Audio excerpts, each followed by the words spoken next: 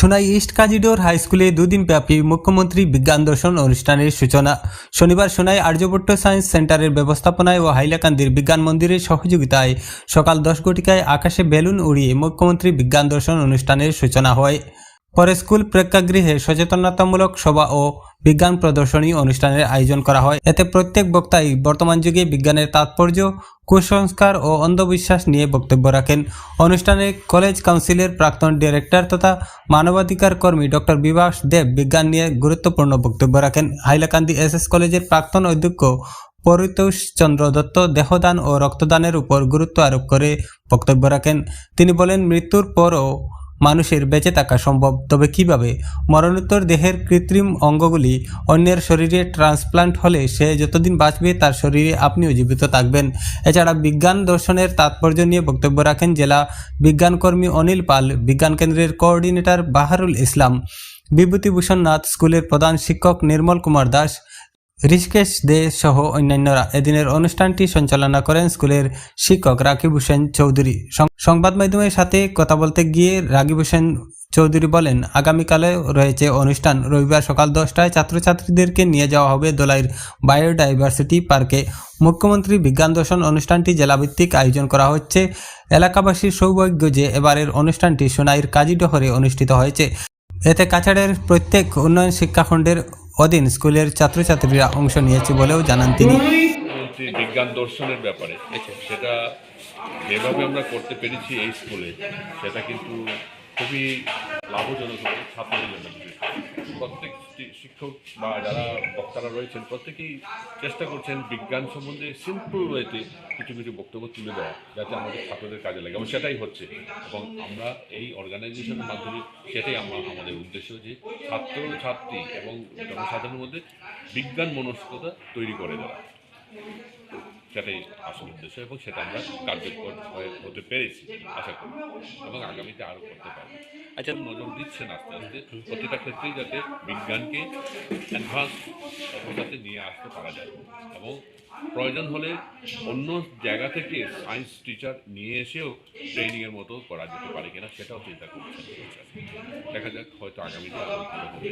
আচ্ছা স্যার, আসলে আমার খুব ভালো লাগে, আমি প্রথমেই সেটা প্রকাশ করেছি যে স্কুলটা এত সুন্দর এবং মানে একাডেমিক অ্যাম্বিয়েন্স রয়েছে স্কুলটার মধ্যে, এবং ভেরি ডিসিপ্লিন, এবং সেটা সম্ভব শিক্ষকদের তৎপরতার জন্য, এবং আশা করি এই স্কুল আরও ভালো হবে, উত্তরোত্তর এগিয়ে যাবে। মুখ্যমন্ত্রী বিজ্ঞান দর্শন প্রোগ্রাম কাছাড় জেলায় আজকে 3 নম্বর পর্যায়ে চলছে। 3টা ফেজে, একটা হাইলাকান্দিতে হয়েছে, একটা করিমগঞ্জে হয়েছে, এবং 3 নম্বর ফেজটা কাছাড় জেলায় চলছে। এই প্রোগ্রামের মূল উদ্দেশ্য মাননীয় মুখ্যমন্ত্রী আসামের ছাত্রছাত্রী তথা পিআরআই মেম্বার, বয়োজ্যেষ্ঠ ব্যক্তিবর্গ, এদের মধ্যে বিজ্ঞান মনস্কতা গড়ে তোলার জন্য এই প্রোগ্রামের মূল উদ্দেশ্য। আমরা এই প্রোগ্রামে বিশেষ ব্যক্তিবর্গকে নিমন্ত্রণ করি, যারা বিজ্ঞান সম্পর্কে যথেষ্ট অবগত বা বিজ্ঞানের অনেক তথ্য ওনাদের কাছে থাকে। ওনারা ছাত্রছাত্রীর মধ্যে এগুলা লেকচারের মাধ্যমে ওদেরকে অবগত করান। তাছাড়াও থাকে সায়েন্স এক্সিবিশন, তাছাড়া থাকে সায়েন্স বিহাইন্ড মিরাকল, একটা প্রোগ্রাম থাকে। এই প্রোগ্রামের মধ্যে বিশেষ করে ছাত্রছাত্রীরা অনেক কিছু উপভোগ করে, অনেক কিছু এই সায়েন্স বিহাইন্ড মিরাকলের মধ্যে তারা শিখতে পারে, জানতে পারে। এই প্রোগ্রামের মাধ্যমে আমাদের মাননীয় মুখ্যমন্ত্রী একটা সুন্দর এবং বিজ্ঞান মনস্ক সমাজ গঠনের চেষ্টা চালাচ্ছেন, এবং আশা করি এটা অদূর ভবিষ্যতে আমাদের আসামে এটা বিরাট একটা ফলদায়ক হবে, এবং ছাত্রছাত্রীদের মধ্যে বিজ্ঞান মনস্ক সমাজ গড়ে তোলার যে প্রয়াস, এটা মনের মধ্যে ওদের সহযোগিতায় চলে। যে সমস্ত অন্ধবিশ্বাস বর্তমানে আমাদের চলছে, আমরা যারা বড় হয়ে গেছি, এই অন্ধবিশ্বাস আমাদের মন থেকে দূর করা সম্ভব হবে না। কিন্তু এখন থেকে ছাত্রছাত্রীদের এই জিনিসটা যদি আমরা পরিষ্কার করে দিতে পারি, তাইলে এই আজকের ছাত্রছাত্রী ভবিষ্যতের নাগরিক, ওদের দ্বারাই এই অন্ধবিশ্বাস দূর হবে, এবং সুষ্ঠু ও সুন্দর সমাজ গঠন হবে। আমাদের কাছাড় জেলার বিভিন্ন স্কুল থেকে ছাত্রছাত্রীরা এসেছে। Kamleshwari high school, Madan Kalapati high school, Sonai Bibhuti Singh high school, SC Roy girls school Sonai, Mohammad Yasin Chowdhury high school, এবং এই অগ্রগামী বিদ্যালয়, কিছু প্রাইভেট স্কুলও ছাত্র শুনে প্রোগ্রাম শুনে এসেছে। এখানে গ্রামের অনেক জনগণও এসেছে, সাংবাদিক বন্ধুরাও এসেছে।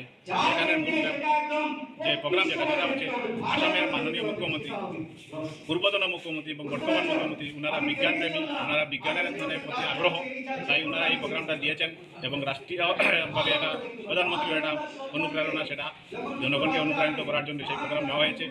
এবং আসামের যেটা সংগঠন Assam science technology environment council, এটা একটা পৃষ্ঠপোষক এবং সেই পৃষ্ঠপোষকতার জন্য এই প্রোগ্রামটা আজকে বাস্তবায়িত হয়েছে।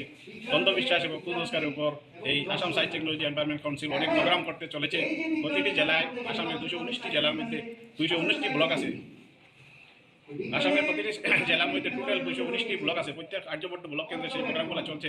আমরা গত 2 বছর করেছি সোনাই ব্লকে, নরসিংপুর ব্লকে, বিন্নাহান্দি ব্লকে, শালচাপড়া ব্লকে কুসংস্কারের উপর, অন্ধবিশ্বাসের উপর সচেতনতা অভিযান। আমরা যথেষ্ট ধন্যবাদ জানাই Assam science technology environment council এবং এই কাউন্সিলের বর্তমান ডিরেক্টর জয়দীপ বড়ুয়া, ওনার ইনিশিয়েটিভে এই সকল প্রোগ্রাম হচ্ছে। আজকের এই প্রোগ্রাম যেভাবে বিদ্যালয়গুলো সাড়া দিয়েছে এবং মিডিয়া যেরকম সাড়া দিয়েছে, এলাকার পিআরআই মেম্বার বা জনসাধারণ যেভাবে সাড়া দিয়েছে, আমাদের মুখ্যমন্ত্রী সেই ভাবনা সেটা প্রতিটি অলিয়ে গলিয়ে সেটা প্রচার হবে, সেটাই আমি আশাবাদী। আমি সবাইকে